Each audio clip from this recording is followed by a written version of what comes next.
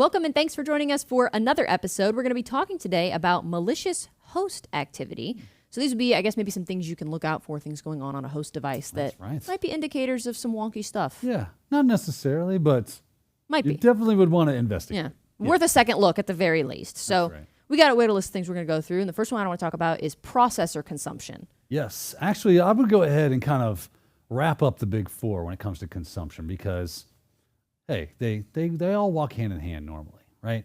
Processor consumption, memory consumption, storage or drive capacity consumption, as well as network consumption. Oh, right. Okay. So if you see those things in any way spiking, you probably want to go, why is that happening? All right. Especially since I'm not doing that. I worked at help desk for many years in the beginning of my career. And a lot of times the biggest telltale sign that someone had something malicious going on was they would call and they'd tell me how poor their computer ran. Now, the organization that I worked at the time was very good at making sure they had the latest and greatest hardware and that they ran efficiently. So we would have the little talk with them and go, let me ask you a question. Have you installed any software lately? And they would go, no. And I would go, the lie detector has determined that that is a lie.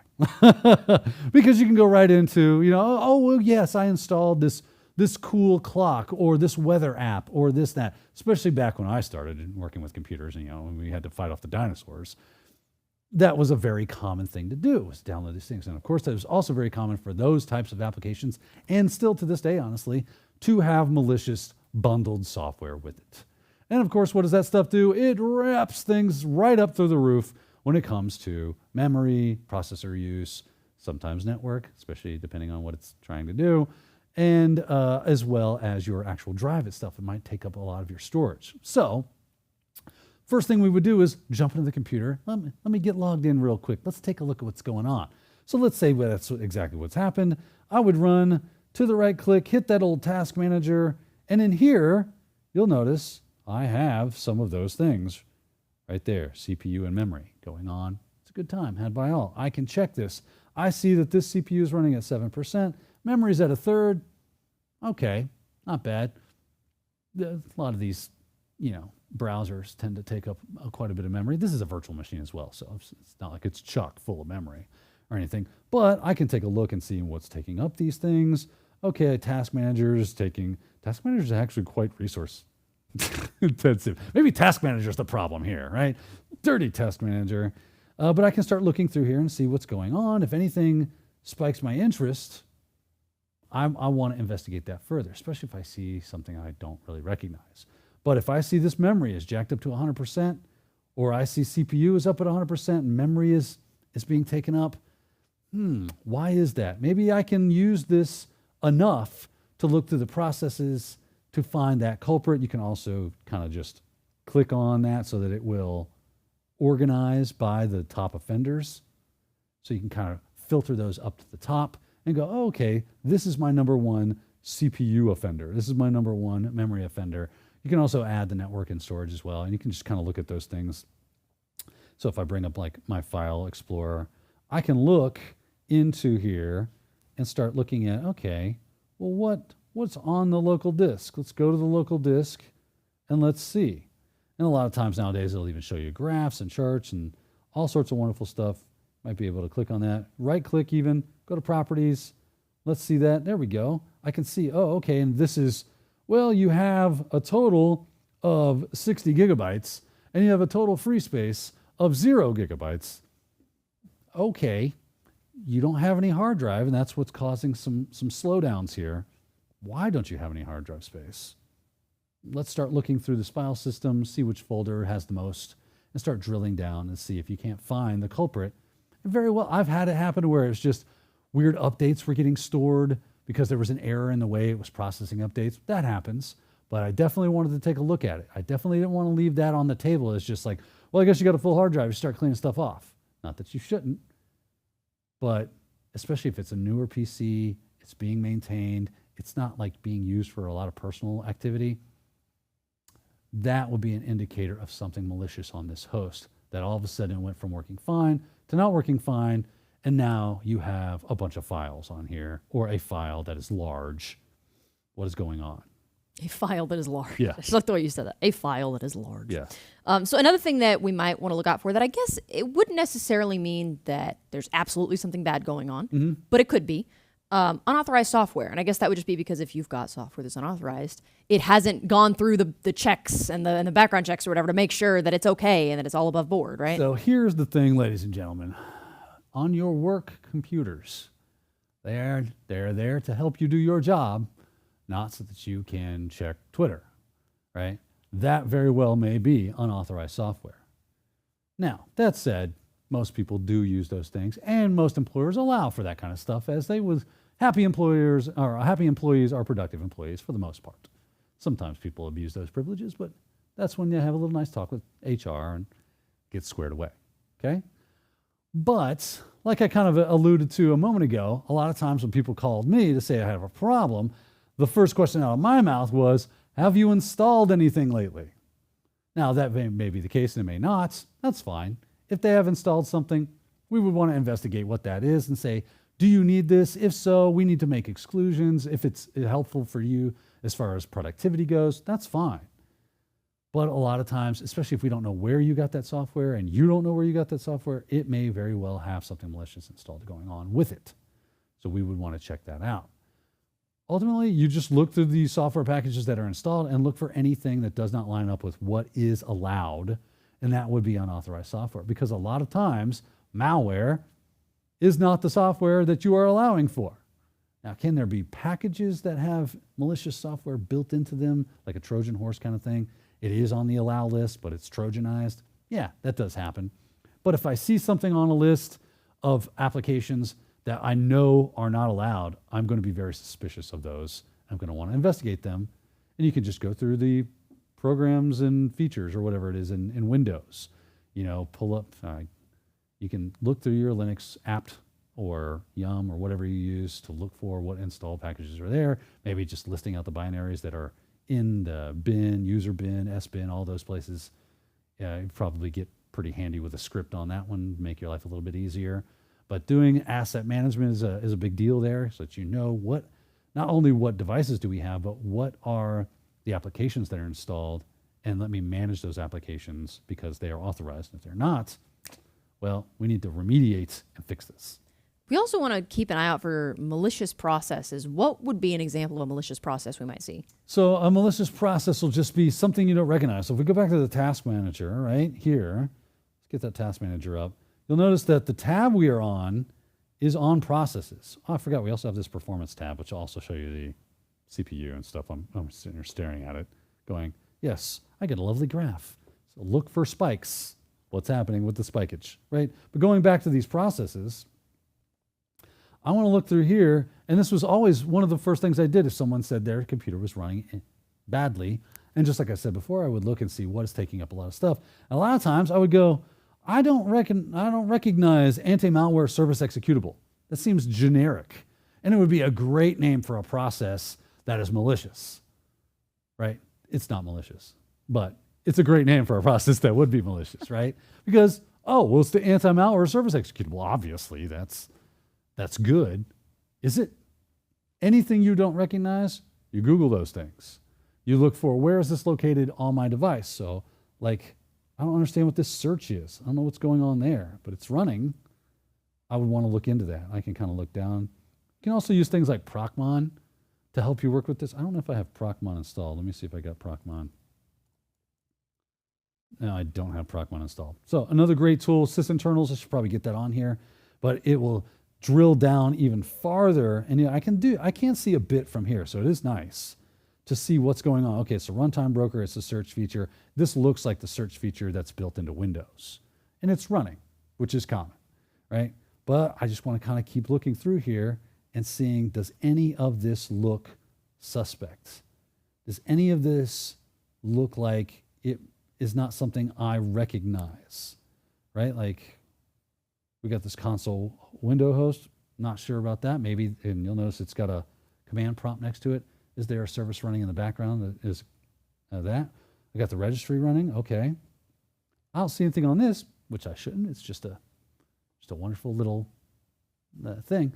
But I would definitely want to verify all these things and make sure they are what I think they are because it very well may be some malicious process. And if I can do some file hashing, figure out, run that through some of our systems to see if those hashes hit on anything that is known malicious, then all the better. We're off to the races. I like that you specified you're not just looking for things that look bad. You're looking for things you don't recognize. Yes. So because it might be like that first thing you said, the anti-malware, whatever it was called. That's right. That sounds like it's anti-malware. That's a good guy. And it might not be. If you don't recognize it, that's the indicator of like, we might need to double check and make sure this is what I think it is. Exactly. So glad you specified. The other thing that we want to talk about is unauthorized privileges, unauthorized changes on your host, I guess. Yeah, we see that a lot. And then just our users like to get themselves into trouble. Sometimes, heck, we even do, right? Where we make a change because, hey, that user installing that unauthorized software is a change that they shouldn't have made. But they can also do things like maybe map a drive. And that's where privileges also start jumping into play. They've mapped a drive. Maybe we've let them be administrators of the local machine. And now they've mapped a drive and they've given it privileges for everyone, full control. Just makes life easy for them, doesn't it? And of course, we can make mistakes when it comes to privileges because we need ease of use. I just need to get this to work right now. I'll fix it later. And then we set it and forget it like Ron Popeil. And we never get back to that. And we've made these privilege changes that we shouldn't have made or we weren't really authorized to do. But now they're there and we've opened the door, right? So we want to look for those privileges. We want to look for those changes. What are our users doing on our system that we might find questionable, especially when it comes to those privileges? Because a privilege escalation is just waiting to happen if you're setting privileges a little too loosey-goosey, as it were, on certain things, allowing people to utilize that as an avenue for escalation of, or either horizontally or vertically of their privileges. We also want to keep an eye out for, I guess, data exfiltration, right? So data leaving the network. Absolutely. This is where your tools like Wireshark come into play. Hey, what kind of conversations are being happening on this device? I can fire up Wireshark and I can get the running. Let me grab that Ethernet adapter. And then I can start looking at this and seeing what is this traffic doing. If I just see like a one-way communication is a lot of information, and as I look at the different conversations that are happening, right click on one, just follow that out, hit that TCP stream. Okay, well this looks like HTTP traffic, which might be normal, but how much data is going along with that? How much information is that going along? It says this entire conversation is 1,766 bytes. So not a ton. But what if that said 1,766 megabytes? What if that said 1,766 gigabytes? That would be bad because that'd be a terabyte a day. It would be over a terabyte. It would be a ton of data. I'd be like, whoa, what? What now? No, what? Who's happening? Who has done this? Why is this occurring? And you would freak out, as you should. And then when, after the flop sweats and the deep breathing into a paper bag to bring yourself back to normal, you would go, okay, let's run this down. Let's start looking at who's making this. Okay, so this was happening. This is my source and this is my destination. So this is the server is talking to this thing. Okay, let's get some DNS happening here. Who owns this? Is it oh, it's a malicious domain. Ah, crap. Right. Now we got to figure out who this is. We got to hit the incident response button and get to work because we have ourselves what we like to call a data breach in the business. That's the official term. That's the technical term. Okay. That's it. So we also want to keep an eye out for, we talked a little bit about malicious processes, but we also want to look for just abnormal operating system process behavior, right? Oh yeah, absolutely. Anytime you see anything you don't recognize, right? Especially when it comes to the operating system. If you're looking at those OS processes and they're doing anything odd, like they're taking up a bunch of RAM or they're spiking the CPU really hard. Honestly, a lot of these things kind of work in conjunction with each other. So if I'm looking at processor consumption, which is really high, and I look over on the chart there and it's an operating system process. That's strange. Okay, well, it'll go away momentarily, right? It's not going away. Okay, reboot the computer. You reboot, everything looks normal. All of a sudden, spikes go back up. Why is this process keep spiking this thing? That is not good. That's most likely the fact that you've had an operating system compromise. Somebody has created their own version of whatever that process is, like the antivirus or anti-malware system, right? That does happen. And now you're going to go, okay, file hashing time again. Let me see, what should this look like? It doesn't look like that. Oh no, that's not good. Someone's going to generate a resume after this, right? Because that would be an issue. So you definitely want to look for that. Anything hinky with your operating system is red flags. And also any changes to your file system, any anomalies of that nature, right? Exactly. File system, that kind of goes hand in hand with the operating system, especially if you start looking at, so let's get back here, right? If we open up like a file browser and we go into local disk C, and I look in here and I see like file share 1. What's file share 1? That is not normal. It's not a default part of the Windows 2019 server operating system. So why is that there? I didn't create that. You didn't create that. You didn't create that. Now, obviously, it would be named something a little more camouflaged than that usually. But if I don't recognize it, then I need to go, okay, what's going on in here? It could be a staging. Oh, it's account creds. Crap. Right? Why is there an account creds? Okay, we've got an issue. Right? So you'd want to go check that out. So you want to look through this, especially around this region. What users are here? I didn't know there was a .NET v4.5 user. There is. It's fine. I should just see administrator if I'm on this server or whatever administrative accounts we have installed into this device for the purposes of administration. If I see something different, I'm gonna start having panic attacks, right? If I go into here, the Windows, especially things like the System32 folder, and things are different or files are different, anything that's different to those, I see some changes, I see anomalies. That is things you need to run down because that shouldn't be happening. And I've noticed like throughout this, you've been pointing things out like, oh, this might not be normal. It is normal. It's fine. But that's just because you know what this machine is supposed to look like and what's supposed to be on there. That comes from experience. Yeah. Right? That's just something you get from having your hands in it, looking at these things day after day and try to do something malicious. Try to set something in a sensitive area of your operating system and see what happens. And because you already know what's supposed to be there, you already know this machine well, you know what's abnormal, which is good because you don't know what's abnormal unless you know what's normal. So, and that kind of goes, I guess we've covered this a little bit, but registry changes and anomalies of that nature as well, right? Yeah, don't forget your registry because we like to set persistence in a registry. When I say we, I mean like attackers or people that do. I do also red team stuff. If you do regedit, you bring that monkey up in here, you can look through this manually and knowing kind of what goes on in here is a helpful thing to do. So definitely be familiar with things, especially like current user, local machine, what users are installed, and so on and so forth. But also you can do, let me see here, file, export. You can export your registry, then you have a file, a bundled piece of data that is representative of your registry. Run a file hash on that. Now you got that file hash. If you think anything has changed, you can export again and compare the file hashes, and if they are different, then something has changed. That would be, you would go, okay, it's not the same as it was, that's for sure.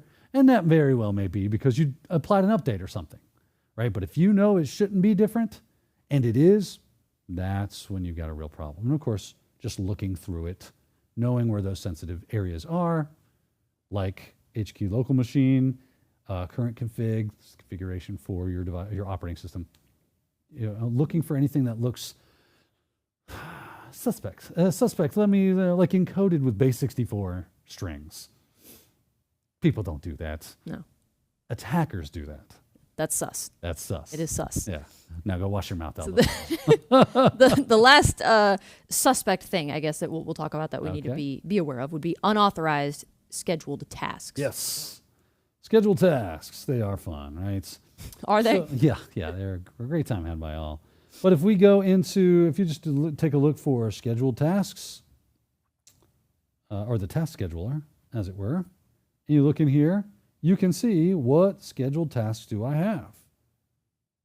And I don't really see a lot going on, right? I got the task schedule library. I got a few things in here, but I can look these up and easily find that these are normal. These are normal scheduled tasks, default a part of the operating system. If I see something else, well, the cool thing is that you can look at it and see what it is.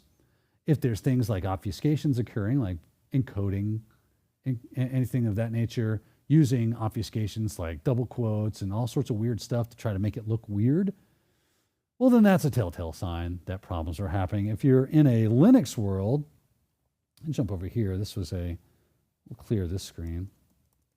And if I cat/etsy/cron tab, and I look in here and I look for anything, so these are all the scripts that run at startup. Okay, anything happening? This is all default. Excellent. If I start seeing other stuff in here, I'm going to want to know what that is. And of course, the last part of this is the user that runs it, and this is the script that is being run, or the command. And you just add it to this flat text file. You can go in here and modify this thing. If you start seeing changes to those tasks that you did not do, anything you did not do is where you're going to want to raise your eyebrow and start investigating. Yeah, because it wasn't a ghost. So yeah, it didn't happen at it wasn't divine intervention. Yeah, this isn't chaos theory where your computer randomly bit shifted. If you didn't do it, a scheduled task. Yeah, it's probably cause for concern. Yeah. It seems like is the moral of the story. Exactly. Here. If it looks weird, probably you should check it out. That's right. You make it sound so easy. Yeah. But I guess that would kind of be the moral is, know what your normal is, so you know what's abnormal. And look, just keep an eye out for this kind of stuff so that you know when bad things start to happen or when they might be happening, I guess. Hedge my bets there. So thank you for walking us through this, Daniel, and thank you for joining us for this episode. We'll see you next time.